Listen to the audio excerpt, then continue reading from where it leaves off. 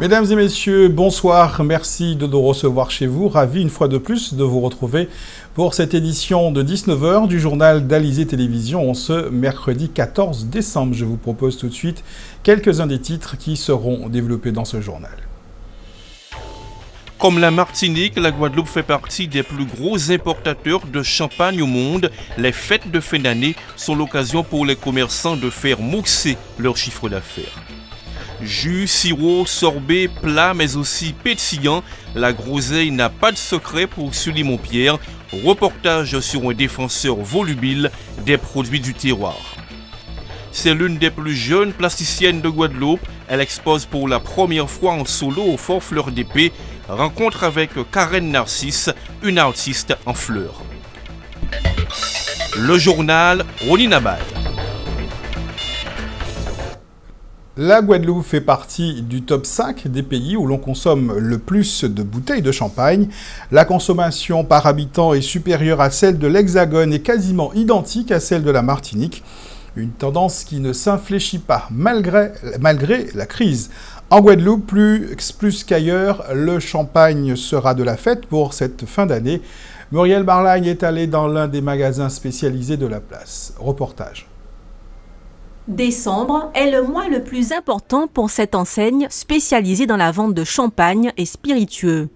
Elle propose une cinquantaine de marques. Il y a les classiques comme Nicolas Feuillat, Mouette et Chandon, Ruinart ou encore Tétinger que l'on retrouve dans les supermarchés et des références plus confidentielles réservées aux cavistes ou restaurateurs. Justement, les Guadeloupéens semblent prêts à s'ouvrir à ce type de produits. Les gens commencent à être ouverts à des nouveautés ou partir sur des champagnes qu'ils n'ont pas forcément l'habitude de trouver en hypermarché. Ils ont aussi envie de connaître des producteurs, des petites productions, des petites maisons de champagne. C'est vrai qu'on commence à avoir beaucoup de demandes et que les gens ont envie de partir sur ça. Plutôt que de payer pour une marque prestigieuse, ils ont plus envie de partir justement sur un petit producteur qui est de meilleure qualité. Particuliers, sociétés qui préparent leurs cadeaux pour leurs clients ou leurs employés, les amateurs de fines bulles sont divers. La tendance est aux coffrets à offrir ou aux assortiments. Une entreprise a justement passé une commande pour des sacs avec du chocolat, du foie gras et bien sûr une bouteille de champagne. Les packagings séduisent aussi de par leur originalité. Les marques rivalisent d'ingéniosité pour mettre leurs bouteilles en valeur. Mais ce qui compte, c'est le goût. Et là aussi, il y a du nouveau. La tendance est en train de changer. On part plus sur un champagne sec ou dry ou extra dry, ce qui est en fait l'intermédiaire entre un brut et un demi-sec. Donc ce qui va permettre, on va dire, aux femmes de retrouver leur côté sucré et aux hommes justement de ne pas être trop dérangés par ce côté sucré. Et ça, c'est une nouvelle tendance qu'il y a en ce moment, c'est de boire justement des champagnes secs, dry ou extra dry. À Noël, et surtout le jour de l'an, c'est sûr, le champagne sera de la partie. Car c'est bien connu, les Guadeloupéens contribuent largement au succès de cette boisson. Selon nos confrères de Mediafort, en 2015, la Guadeloupe a importé plus de 2 400 000 bouteilles, des chiffres en hausse par rapport à l'année précédente. Après le champagne, une autre bouteille qui tente de se faire sa place sur les fêtes sur les tables durant les fêtes, le pétillant confectionné à base de groseille. Depuis quelques années, Sully Montpierre s'est lancé dans l'aventure de la fabrication de pétillants à base de groseille pays et une boisson fermentée à base de jus de groseille qu'il fabrique de façon artisanale et vend tout au long de l'année. Le fabricant est aussi producteur car c'est aussi lui qui exploite les terres où il tire sa matière première. Une matière première qu'il n'utilise pas uniquement pour la confection de pétillants mais qu'il transforme pour une assez large gamme de produits. Voyez ce reportage signé Joël Saint-Silly.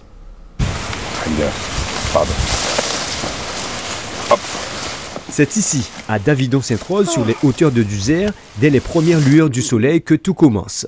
Sully récolte, prélève une à une ses groseilles. Une variété locale, la meilleure, dit-il, pour son champierre. Le champierre, un pétillant de groseille, le fruit d'une longue réflexion sur la valorisation des produits du terroir. La groseille, c'est une plante que l'on utilise pendant la Noël. qu'est-ce que je pourrais proposer de telle façon à ce que la population soit intéressée. Il fallait donc un produit de haut de gamme. Alors, j'ai pensé à la notion de pétillant. Après une formation à Épernay, le pays du champagne, l'idée est devenue réalité. Aujourd'hui, Sully-Montpierre est en capacité de produire 10 000 bouteilles de pétillant par an.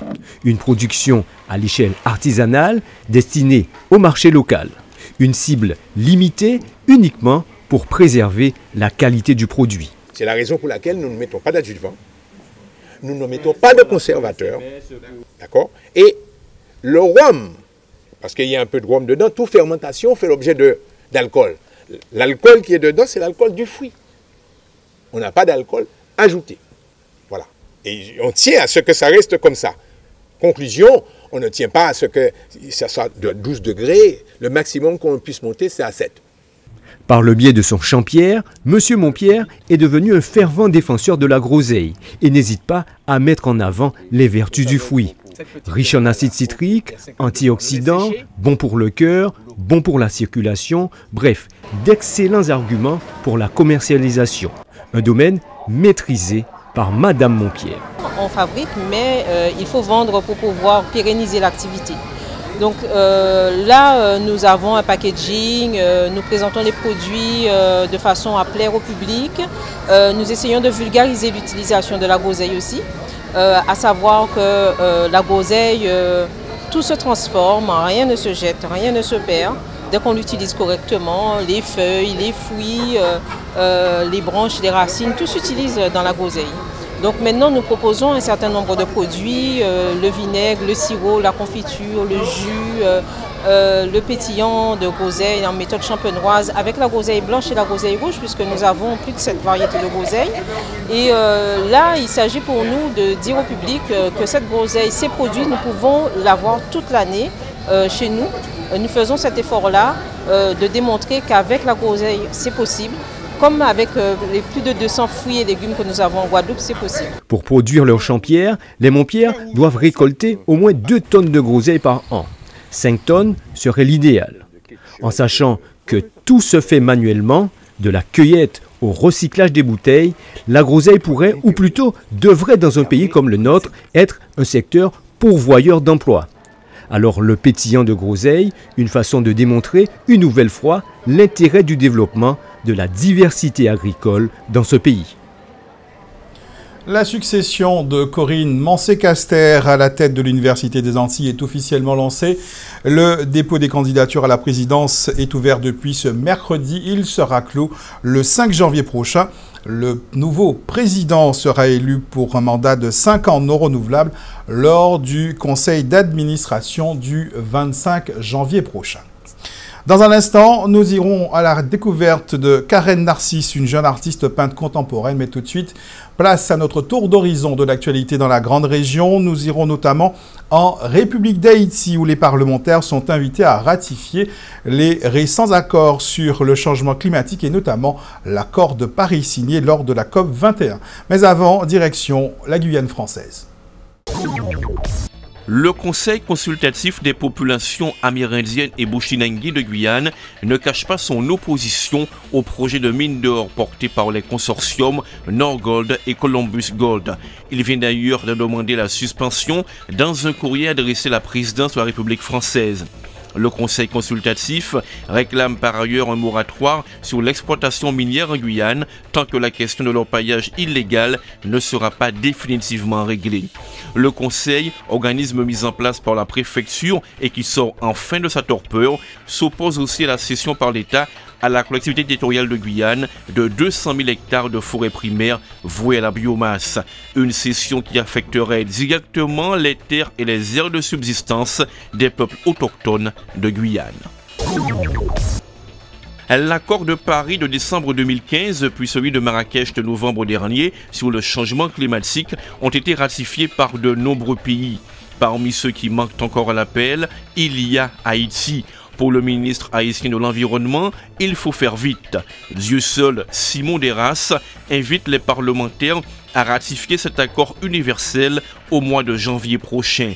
Pour Maximilien Pardo, coordonnateur en Haïti du programme des Nations Unies pour l'environnement, si le changement climatique est une menace pour le développement du pays, il est aussi une opportunité unique pour guider son développement vers le chemin de la durabilité. Le programme des Nations Unies pour le développement s'est engagé à apporter à Haïti un soutien conséquent à la lutte contre le changement climatique. L'affaire de corruption politico-économique qui secoue le Brésil depuis 2 ans s'étend à d'autres pays d'Amérique latine et centrale. C'est Diarios América qui révèle l'information. Selon le groupe de presse latino-américain, la Banque brésilienne de développement a décidé de suspendre le paiement d'une quinzaine de projets dans la région, soit l'équivalent de près de 4 milliards de dollars. Une demi-douzaine de pays sont concernés, du Guatemala à la République dominicaine, en passant par le Honduras, le Venezuela, l'Argentine et Cuba. Ces financements ont été attribués entre 2003 et cette année sous les présidences de Lula et Dilma. D'autres pays pourraient être impliqués par le scandale Petrobras. On parle notamment du Costa Rica, du Panama, du Chili ou encore de l'Uruguay. Des pays africains sont également cités.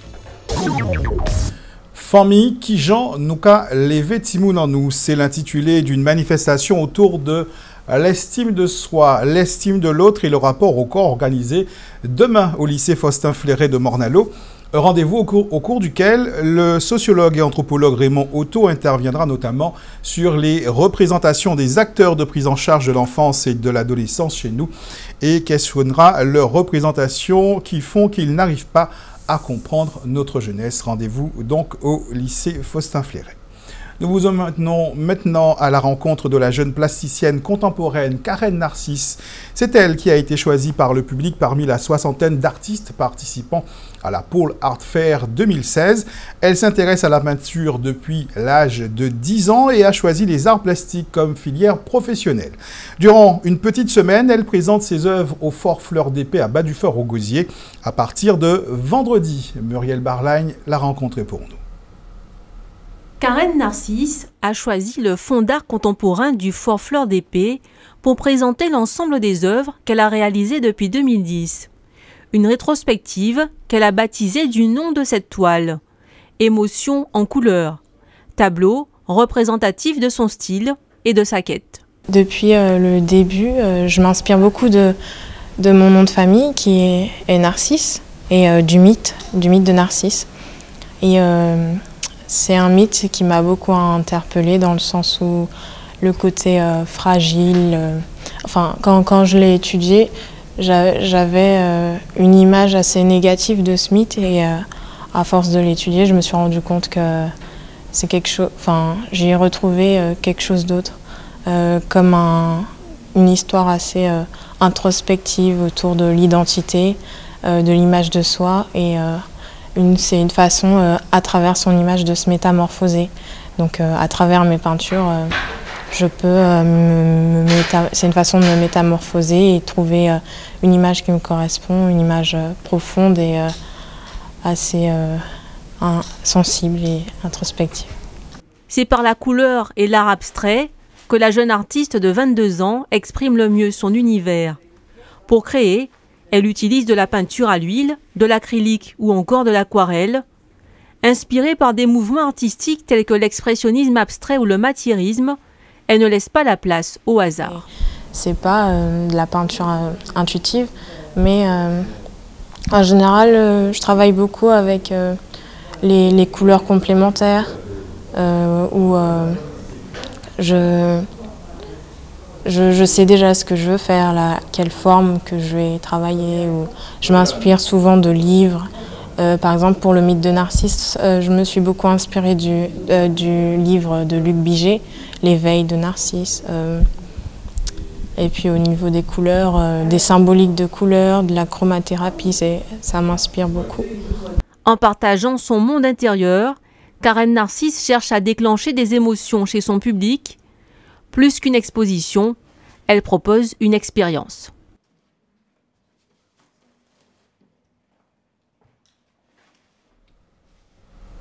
Je vous propose maintenant la visite d'un musée atypique situé à Périnette-au-Gosier.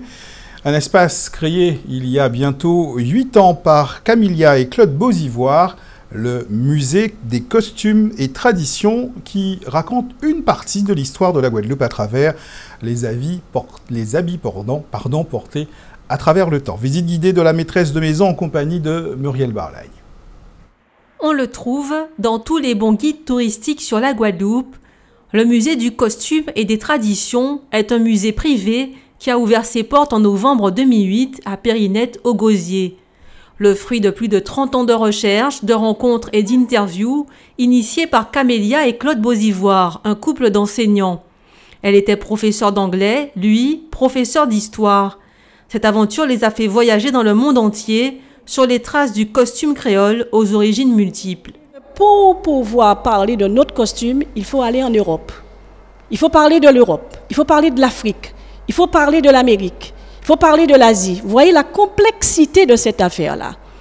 Parce qu'il n'est pas seulement question de dire voilà notre costume créole, nous avons des coiffes ceci. C'est pas ça l'objectif d'un musée. L'objectif d'un musée, c'est d'aller en profondeur des choses et de parler de l'origine des choses et comment les choses se sont constituées au fil du temps. Environ 60 costumes sont exposés dans 2 salles. Ils sont intégrés à des scènes de la vie courante depuis la période des Amérindiens jusqu'au XXe siècle. Certains sont d'époque, d'autres ont été confectionnés par Camélia Beauzivoire, qui s'adonne aux travaux d'aiguille depuis l'enfance.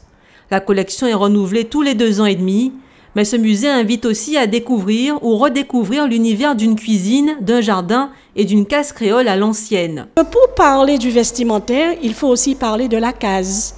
Vous voyez, le costume n'est pas quelque chose d'isolé. Le costume se rattache à plein de choses. Vous mettiez un vêtement pour aller à la messe, un autre vêtement pour aller à une petite fête. Il y avait petite fête, grande fête. On mettait aussi un vêtement le matin, l'après-midi, et on savait où vous alliez et d'où vous veniez par la manière de vous habiller. C'était comme ça. Il y avait une rigueur et aussi un code vestimentaire. Scolaires, chercheurs, historiens, touristes, le musée attire tout type de public. La visite guidée dure en moyenne 1h30. Françoise est venue de Basse-Terre pour partager sa découverte avec sa famille. J'ai ramené ma mère parce que tout ce que j'ai vu m'a rappelé mon enfance, m'a rappelé ce que ma mère faisait. Et je trouve que c'est vraiment génial et il faut qu'il continue, qu'il persévère. Effectivement, ça change régulièrement et c'est bien. Ça nous permet de revenir et de voir de nouvelles choses comme ça. Le musée du costume et des traditions offre aussi une ouverture sur d'autres pays de la Caraïbe, comme la Martinique, la Dominique ou la Jamaïque. Une fenêtre originale sur l'histoire. Quelques informations sur les coupures d'eau prévues demain pour terminer. Les habitants de Capesterre-Bélou et des communes d'Essaintes seront privés d'eau potable entre 22h ce soir et 6h demain matin. Demain soir, ce sont ceux de l'Est de Gosier et de Goyave qui n'auront pas d'eau au robinet dans la soirée, mais également une partie de Saint-François. Les zones concernées sont pour demain La Coulée, Saint-Bernard, Chassin, lotissement Caruquera et Pointe-des-Châteaux.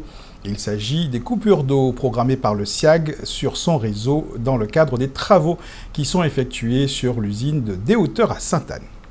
Un point sur la météo, c'est du beau temps annoncé pour ce soir, malgré un risque d'averses faibles en milieu de nuit. Pour ce qui est de demain jeudi, les averses risquent de s'intensifier et durer jusque dans la soirée. Côté qualité de l'air, bonne nouvelle toujours qui nous vient de Guadère avec un indice Atmo de 3. Nous serons donc dans le vert demain. Je vous souhaite de passer une bonne soirée sur Alizé Télévision. On se donne rendez-vous demain 19h pour faire un nouveau point sur l'actualité locale et régionale.